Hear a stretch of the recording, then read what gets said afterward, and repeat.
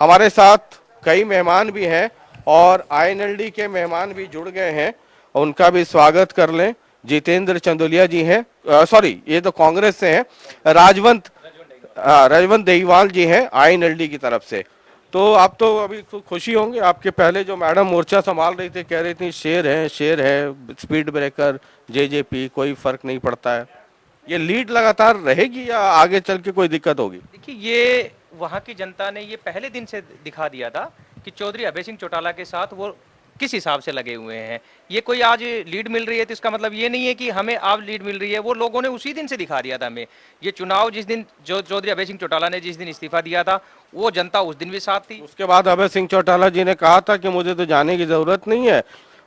पता चला कि बड़े चौटाला, बीच वाले चौटाला, छोटे चौटाला सुबह 7 बजे से लेकर रात 12 बजे तक इलाके में घूम रहे थे। ये कोई नई बात नहीं है। चौधरी ओम प्रकाश चौटाला और उसका परिवार उस इलाके में ही नहीं, पूरे हरियाणा में लगातार घूमते रहते हैं। अगर आप इस चीज को ये जोड़ के देखें कि वो चुनाव के लिए वो तो लगातार रहे हैं। अगर चुनाव में तो वो उन लोगों से पूछो जो केवल और केवल चुनाव में जाते हैं। हम तो हमेशा जनता के बीच में रहे हैं और हमेशा रहेंगे। ये चुनाव होने के बाद भी हम जनता के बीच में ही रहेंगे। ठीक है, ये कांग्रेस नंबर 3 पे जा रही है, हालांकि फिर भी जो उम्मीद की जा रही थी कि बहुत ज्यादा स्थिति गड़बड़ होगी, हालांकि मतलब लड़ाई लगता है कांग्रेस और बीजेपी में है।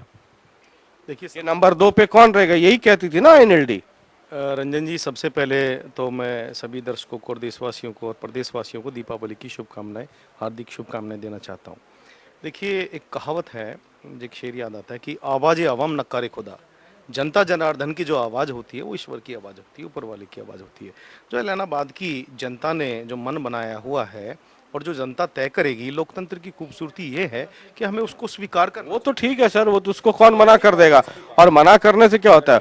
मैं तो कांग्रेस की बात पूछ रहा हूं कि बड़ौदा में भूपेंद्र सिंह हुड्डा ताकत लगा रहे थे, इलाहाबाद कुमारी शैलजा के भरोसे छोड़ दिया। बाकी कांग्रेस वाले लोग फोटो खिंचवाए, एक आध दो रैली अपना नाम का किया और चले गए। आप भी कहेंगे कि देखिए जी भूपेंद्र सिंह हुड्डा आए, दीपेंद्र आए, कितनी रैलियां की, बड़ौदा में कितना किया था। देखिए, ये सारी बातें जो आप कह रहे हैं, ये कांग्रेस पार्टी एक नदी की तरह है जो अपना शोधन करना जानती है, पहली बात। रही बात, सभी का अपना सहयोग है, सभी का अपना अपना योगदान है, ऐसा नहीं है। और पार्टी हमारी संगठित है। आपका जो इशारा है, ऐसा कुछ नहीं है। कांग्रेस पार्टी हरियाणा, मतलब मैं इशारा तो किया नहीं, लेकिन आप समझ गए कि मैंने इशारा क्या किया। नहीं नहीं, आपने स्पष्ट कहा। यही तो कांग्रेस की खूबसूरती है। उसका जवाब मैंने आपको, आपके सवाल का मैंने जवाब दिया। और दूसरा मैं ये कहूँगा कि एक कहावत है कि अभी दिल्ली दूर है, तो अभी 16 राउंड हैं, 16 राउंड की गणना अभी रहती है, तो अभी चंडीगढ़ दूर है बिल्लू भाई साहब के लिए। चलिए ठीक है सर, देखते हैं। पहले तो मतलब एक आध सीट भी तो ले लेते, टिकट तो कटवा लेते। यहाँ तो लग रहा है टिकट खिड़की पे ही पहुंचने में दिक्कत। में रहते हुए हराया हमने लोगों को बड़ौदा में। आपने कांग्रेस ने हराया या भूपेंद्र सिंह हुड्डा ने हराया? भूपेंद्र सिंह हुड्डा कांग्रेस से बाहर नहीं है, वो कांग्रेस के नेता। कब हो रहे हैं बाहर, कब हो रहे हैं? मैंने ऐसा कुछ नहीं कहा कि वो बाहर हो रहे हैं, बाहर नहीं है। वो कांग्रेस के एक सम्मानित सदस्य, नेता प्रतिपक्ष हैं और पूर्व मुख्यमंत्री हैं कांग्रेस के। ठीक है ठीक है ठीक है। ये बेचारे कांग्रेस वाले जब बोलते हैं तब भी जबरदस्ती का मुस्कुराते रहते हैं। घर ठीक कराइए सर, आगे चुनाव जीतना है तो। ये शीर्ष नेतृत्व का फैसला है। ये तो आप लोगों को भी कष्ट होता होगा ना, नीचे जो ग्राउंड पे काम करते हैं, ऊपर वाले इतनी मतलब लड़ाई झगड़ा, उसका दिक्कत आप लोगों को भी होता होगा ना बाहर। इसके अंदर मैं हरियाणा नहीं, पूरे देश की भी बात करूं शशि जी, देश के अंदर प्रियंका गांधी जी, राहुल गांधी जी, आपने देखा होगा कि हरियाणा के अंदर भी किसान बचाओ खेती बचाओ यात्रा में देख रहा हूँ, उधर सिद्धू जी भी कर रहे हैं, उधर कैप्टन अमरिंदर भी कर रहे हैं। हिंदुस्तान के अंदर मैंने पहले भी कहा कि एक नदी की तरह है कांग्रेस, वो अपना शोधन करना जानती है। तो नदी का लीकेज ठीक कीजिए ना अंदर, चाहे वो किसानों का मुद्दा है, चाहे वो दलितों का मुद्दा है, चाहे वो महिलाओं पे बढ़ते हुए अपराधों का मुद्दा है, किसी भी क्षेत्र के मुद्दों पर हमेशा कांग्रेस विपक्ष की भूमिका का धर्म निभाती आई है। आप देख सकते हैं कि उत्तर प्रदेश में प्रियंका, यही हालत रही तो लंबे अरसे तक विपक्ष की भूमिका निभानी पड़ेगी। बहरहाल गोविंद कांडा की एक जरा कुछ कह रहे हैं, जरा वो सुन लेते हैं एक बार। जो हमें बहुत बड़ा खतरा था वो 3000 में सिमट गए, तो अब तो बहुत अप इलाहाबाद बहुत अप करेंगे अभी तो बहुत। सर, तो उम्मीद से बहुत ज्यादा, मतलब मेरी उम्मीद से ज्यादा बढ़िया रिजल्ट आया, बहुत जबरदस्त रिजल्ट आया। चौधरी अभय सिंह जी चौटाला तो मुझे यहाँ 12,000 से डाउन मान रहे थे, मैं तो सिर्फ 3,000 से हूँ। पंजाबी गांवों में जैसे आपने प्रचार पूरा नहीं कर पाए थे, इसलिए मैं पंजाबी गांव में गया ही नहीं था कहीं प्रचार करने। अब वोट जो मिले हैं उसके लिए आप क्या कहना चाहते हैं? मैं उनका बहुत बहुत आभारी हूँ और धन्यवाद करता हूँ। है, चलिए ठीक है, खत्म हो गया। कह रहे हैं कि मैं पंजाबी वाले इलाके में गया ही नहीं था। मतलब ये जरा हमारे बीजेपी के मेहमान हैं डॉक्टर राकेश कुमार जी, ये आपके कैंडिडेट कह रहे हैं कि मैं तो पंजाबी वाले इलाके में गया ही नहीं था। इसका क्या मतलब होता है? ये बात नहीं है, वो एक फ्लो जो बनता है आदमी चुनाव के टाइम पे थोड़ा सा अकाउंटिंग कई के बार टाइम फ्लो पे में दिल की रहता बात आ है। जाती है ना, जी, फ्लो में दिल की बात आ जाती है। आप ऐसा भी कह सकते हैं, लेकिन एक बात अभी आप चर्चा कर रहे थे कांग्रेस के बारे में, तो कांग्रेस ने तो हरियाणा प्रदेश में अलग अलग जगह पे अलग अलग मुख्यमंत्री एक तरह से बनाए हुए हैं। रोहतक की साइड में कोई और चुनाव लड़ता है, सिरसा की साइड में कोई और चुनाव लड़ता है। तो इस प्रकार से जो है ना वो चुनाव लड़ने का काम करते हैं। और चलिए कहीं ना सर। कहीं ये हाँ, मैं तो ये सोचा था गोविंद कांडा कह रहे हैं तो उसका क्या मतलब है? एक आपके सहयोगी पार्टी से भी हैं अजय गोलिया जी, बड़ा तूफानी प्रवक्ता है। ये क्या होता है इसका मतलब कि मैं पंजाबी इलाके में गया ही नहीं? देखिए शशि, मैंने तो सुना नहीं। अभी अगर मैं उनकी बाइट सुनता तो मैं जरूर, अभी आपके माध्यम से मुझे पता चला है उन्होंने किस संदर्भ में दिया, किस क्या उनकी लैंग्वेज थी, तो मैं अभी जब तक मैं सुन नहीं लूंगा तो मैं कोई टिप्पणी ठीक है, ठीक है। जरा एक मिनट हम आपको सीधे ले चलना चाहेंगे हिमाचल, और हिमाचल में इस वक्त मंडी लोकसभा से कांग्रेस के उम्मीदवार आगे चल रहे हैं। फतेहपुर विधानसभा से बलदेव ठाकुर बीजेपी के आगे चल रहे हैं, हालांकि मार्जिन कम है। क्या है, जुब्बल कोटखाई से कांग्रेस आगे है और अर्की से भी कांग्रेस आगे है। एक जगह से बीजेपी के लिए राहत की खबर है। हम सीधे चलना चाहेंगे हिमाचल। प्रदीप वर्मा कांग्रेस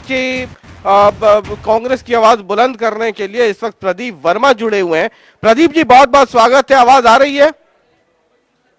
हाँ बिल्कुल आवाज आ रही है। ये शुरुआती रुझान पे क्या नजरिया है, क्या पहला रिएक्शन आपका? नहीं देखिए, ये जो शुरुआती जो रुझान है वो रुझान नहीं, वो नतीजों में भी परिवर्तन होंगे। और क्योंकि मुझे पूरी उम्मीद है कि जिस तरह से हिमाचल के लोगों ने भाजपा की नीतियों को, जयराम सरकार को और मोदी जी की नीतियों को नकारा है, और आने वाले समय में कांग्रेस जो है सशक्त रूप से जो है हिमाचल प्रदेश के अंदर दोबारा से सत्ता में काबिज होने वाली है। ये 4 साल से वहां पे बीजेपी की सरकार है, जयराम ठाकुर साहब वहां चीफ मिनिस्टर हैं। ये जो रुझान है, हालांकि हमें इंतजार करना होगा क्योंकि अप डाउन चल रहा है। जैसे फतेहपुर में कभी कांग्रेस आगे हो जा रही है, कभी बीजेपी आगे हो जा रही है, तो अभी थोड़ा सा इंतजार करना होगा। हालांकि बीजेपी अभी वहां लीड कर रही है, मार्जिन अभी मार्जिनल है, लेकिन at the end of the day जब पूरे नतीजे आ जाएंगे और अगले साल जब विधानसभा चुनाव होना है, तो आपको लगता है कि ये जो बाई इलेक्शंस के रिजल्ट हैं, ये आपको ऑक्सीजन देने का काम करेगी अगले साल विधानसभा चुनाव में, या तब तक इतना लंबा समय है कि ऑक्सीजन टैंक खाली हो जाएगा? नहीं देखिए, ये ऑक्सीजन टैंक की बात तो नहीं है, लेकिन जनता ने भाजपा की कार्यशैली देखी है, जयराम ठाकुर जी की कार्यशैली देखी है। जनता ने पिछले 4 सालों के अंदर जो वादा खिलाफी बीजेपी ने की थी, और जिस तरह से बेरोजगारी जो है चरम सीमा पर है, भ्रष्टाचार चरम सीमा पर है, महंगाई चरम सीमा पर है, और मत इस तरह का उन्होंने सम्मान नहीं किया उस मत का, जिस वजह से जो है भाजपा को सरकार में लाया गया था।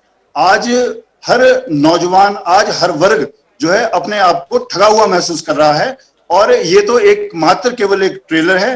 लोगों ने जो है ये एक अपना बता दिया है भाजपा को कि आने वाला समय में जो है भाजपा को सरकार में रहने का कोई औचित्य नहीं बनता है। और उससे भी बड़ी बात मैं ये जरूर यहाँ पे कहना चाहूंगा कि जिस तरह के नतीजे अभी आ रहे हैं, जयराम ठाकुर जी को इस चीज को मान करते हुए, लोगों की भावनाओं का मान करते हुए जो है रिजाइन कर देना चाहिए।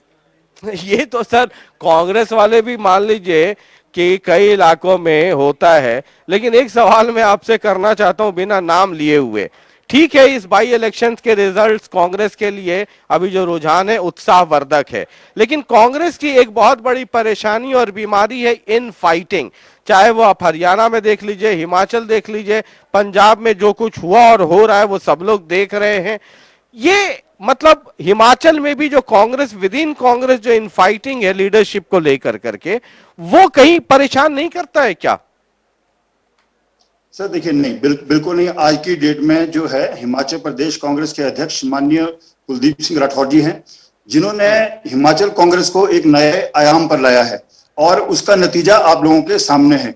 ये पहला मौका नहीं है, इससे पहले भी जो है कांग्रेस पार्टी के सारे नेता लगातार आपस में एकजुट होकर जो है लोगों के बीच गए हैं। आज जो हम जो ये परिणाम देख रहे हैं, आज चाहे मंडी का लोकसभा इलेक्शन देख रहे हैं आप, 17 सेगमेंट के का इलेक्शन है, 3 जो है उपचुनाव हमारे इसके विधानसभा के हो रहे हैं। हर जगह जो है कांग्रेस लीड कर रही है। आप फतेहपुर की बात कर रहे थे, तो फतेहपुर में केवल अभी 700-800 का मार्जिन है, जबकि अन्य विधानसभा क्षेत्र, 2 अन्य विधानसभा क्षेत्र है, वहां पे हम लोग जो है लीड जो है कंसोलिडेट कर रहे हैं। रानी प्रतिभा जी लगातार जो है अपनी लीड को जो है कंसोलिडेट कर रही हैं।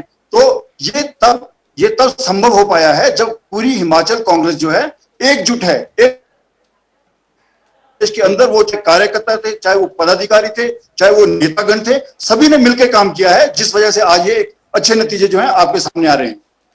ये कांग्रेस की एकजुटता है या फिर कह लीजिए मौजूदा सरकार से नाराजगी है? क्योंकि मैं नाम नहीं लेना चाहता किसी का भी, आप बखूबी आप जानते हैं कि कांग्रेस में खेमेबाजी किस तरीके से है, और आपके शिमला और एक आध दो और नाम लेना चाहता था, वो शहर या इलाके का नाम लेते वो भी खुल जाएगा, इसलिए नहीं ले रहा हूं। वहां से लेकर के दिल्ली तक जो आपसी लड़ाई झगड़ा खेमेबंदी है, ये कांग्रेस की एकजुटता है या मौजूदा सरकार से थोड़ी बहुत नाराजगी है, जिसका ये रुझान देखने को मिल रहा है, जिसकी वजह से ये रुझान जो है कांग्रेस की एकजुटता और भाजपा की जो नीतियां जो गलत नीतियां हैं उनके खिलाफ ही जो है जनादेश आ रहा है। चलिए, बहुत बहुत शुक्रिया फिलहाल जुड़ने के लिए प्रदीप वर्मा जी। और अभी तो कई और राउंड बचे हुए हैं, लगातार नजर बनी रहेगी और दोबारा आपके पास हम आएंगे और जरा इन रुझानों जो रुझान नतीजे में तब्दील हो रहे हैं उसका क्या मतलब है हिमाचल के संदर्भ में, वो भी समझने की कोशिश करेंगे। बहुत बहुत शुक्रिया। और इसी पैनल में करण नंदा जी को भी जोड़ना था बीजेपी से, लेकिन कई बार क्या होता है कि स्थिति गड़बड़ हो तो फिर मेहमान भी आनाकानी करने लगते हैं। हालांकि ये अच्छी बात है हरियाणा में कि रुझान चाहे जो भी हो, हमारे सारे के सारे मेहमान जो है डट करके मुकाबला कर रहे हैं और बने हुए हैं। जरा बीजेपी के मेहमान है डॉक्टर राकेश कुमार जी, उनके पास जरा चले। ये चौथे राउंड में जो मैं कह रहा था कि जेजेपी बहुत मेहनत कर रही थी ग्राउंड पे, चौथे राउंड के रुझान में भी जो रुझान आए चौथे राउंड की काउंटिंग के बाद, वो बहुत उत्साहवर्धक बीजेपी जेजेपी गठबंधन के लिए नहीं रहा। इसको आप कैसे देखते हैं? देखिए शशि जी, एक चीज देखें कि भारतीय जनता पार्टी ने, जननायक जनता पार्टी ने इलाके के हिसाब से एक सामाजिक कार्यों के माध्यम से समाज के बीच में रहने वाला कार्यकर्ता जो समाज सेवक है वो पार्टी का कैंडिडेट बना करके भेजा। और उस समाज कार्य वो आप जानते हैं कि भाई वो बहुत अच्छे काम गोविंद जी कर रहे हैं और ये जनता की इच्छा है। और मैं एक बात ये कहूंगा, आप ये तो कह रहे हैं कि बहुत ज्यादा उत्साहवर्धक नहीं है, लेकिन जिस प्रकार से इनेलो भी जो दावे ठोक रही थी, वो दावे उनके भी कहीं ना कहीं ठीक नहीं है। जो वो लीड की बात कर रहे थे कि हम 85,000 वोट लेंगे, हम 90,000 वोट लेंगे, तो वो चीज भी हमें अभी दिखाई नहीं दे रही है। ये ठीक है कि लीड बनी हुई है, पर जैसे ही थोड़ा थोड़ा जो अगर आप ये कहेंगे कि भारतीय जनता पार्टी के जिस प्रकार से जो हमारे कैंडिडेट हैं वो उनको भी कहीं ना कहीं अच्छा समर्थन मिल रहा है और ये लीड भी आगे जाके कवर अप होती दिखाई देगी। चलिए ठीक है, 5वें राउंड पे हमारी नजर बनी हुई है और उसकी काउंटिंग लगातार चल रही है। और तमाम दर्शकों को इस वक्त जो जनता टीवी देख रहे हैं, ये हम आपको बता दें कि 45 इलाके में एंट्री हो चुकी है काउंटिंग की। और अब जो 5वें राउंड में जिन गांव में काउंटिंग होनी है वो मखो शिवरान है, शक्कर मंदौरी है, रूपाना है, गंजा रूपाना है और चहरवाल है। यानी कि इन इलाकों में अगर बात करें तो मखो शिवरान में 12 वोट, बहुत ही मार्जिनल था, 12 वोट से आईएनएलडी कांग्रेस से आगे थी। शंकर मंदौरी में 82 वोट से आईएनएलडी कांग्रेस से आगे थी। रूपाना में 16 वोट से बीजेपी आईएनएलडी से आगे थी। और गंजा रूपाना में 82 वोट से आईएनएलडी बीजेपी से आगे थी। और चहरवाल में 480 वोट से आईएनएलडी बीजेपी से आगे थी। तो कुल मिला के, और एक रुपाणा को छोड़ दें तो चहरवाल बड़ा गांव है, 3,575 वोट पिछली बार पोल हुए थे, ये लगभग 4,2500 वोटों वाला गांव है। उसी तरीके से गंजा रुपाना भी 1500 वोट है। रुपाना बिश्नोई यार्ड यहाँ भी तकरीबन 1200-1300 वोट हैं। शंकर मदौरी में भी लगभग 2200 वोट है, और मकर शुरान में भी तकरीबन 2300-2400 वोट हैं। अब ये 5वें राउंड की काउंटिंग हो रही है, उसके रुझान थोड़ी देर में आ जाएंगे, और तब जरा ये समझेंगे कि कुल मिलाकर के स्थिति क्या बनती है। तो मैं आप ही के पास आ जाऊं सर। तो एक चीज मुझे बताइए, नतीजे जो आ जाएंगे है ना, जो नतीजे आएंगे उसका मतलब क्या होगा सरकार गठबंधन के दृष्टिकोण से? नहीं, देखिए सरकार अपना काम कर रही है, डेवलपमेंट के काम ऐलानाबाद के लिए चाहे कोई भी चुन कर क्या है, वो जो सरकार की पॉलिसीज हैं वो चलती रहेंगी। देखिए आप ये डेमोक्रेसी की खूबसूरती है, कोई भी चुनाव जीत कर क्या मतलब इन नतीजों का मतलब क्या निकाला जाएगा? नहीं, देखिए कि शायद कहीं कमी रहेगी होगी हमारे चुनाव प्रबंधन में, या किसी प्रकार की भी कोई कमी रही उसको बेटर करने का प्रयास। प्रबंधन में या लोगों के भरोसे में? नहीं, लोगों ने तो विश्वास करा। अगर लोग विश्वास नहीं करते तो देखिए, अब अगर मैं बात करूं आईएनएलडी की या जेजेपी की, तो लोगों ने जेजेपी पर विश्वास करा तभी 10 सीटें जीत करके आए। पार्टी से जब निकाले गए थे दुष्यंत जी दिग्विजय जी को और सम्मानित कार्यकर्ताओं को, जो लोग पार्टी के लिए काम करते थे, जब उनको पार्टी से निकाल दिया था तो पार्टी की कैसी हालत होगी? तो ये तो जेजेपी का भी टेस्ट है ना, मतलब ये तो ऑन रिकॉर्ड है। डॉक्टर अजय सिंह जो आपके सुप्रीमो, उन्होंने कहा हर सभा में कहा कि पिछले चुनाव में ही अगर हम घूम गए होते तो एक थी आईएनएलडी हो जाती, ये एक सीट भी नहीं आती, ये तो अभय दान है।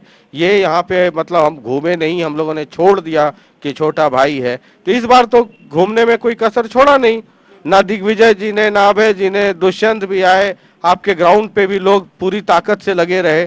तो इस बार तो लोग बात मानेंगे आपकी। देखिए वो उनका परिवार, उस बारे में तुमको टिप्पणी नहीं। बात सवाल परिवार का नहीं है, मैं तो चुनावी भाषण का कर रहा हूँ। जी मैं एक चीज बता दूं, देखिए हम गठबंधन में है भाजपा के साथ, भाजपा के इससे ये सीट आई, भाजपा का कैंडिडेट चुनाव लड़ रहा था। हमारा गठबंधन धर्म ये कहता है कि जब हम गठबंधन के अंदर है तो पूर्ण रूप से समर्पित होकर के उस कैंडिडेट की हम मदद करें, वो हमने किया। अब डेमोक्रेसी में लोग डिसाइड करेंगे, अभी तो ये रुझान है। आप मेरा सवाल ये था कि डॉक्टर अजय सिंह जी ने ये कहा कि पिछले बार ही घूम गए होते तो ये सीट साफ हो जाती, तो इस बार तो घूमे ना पूरा?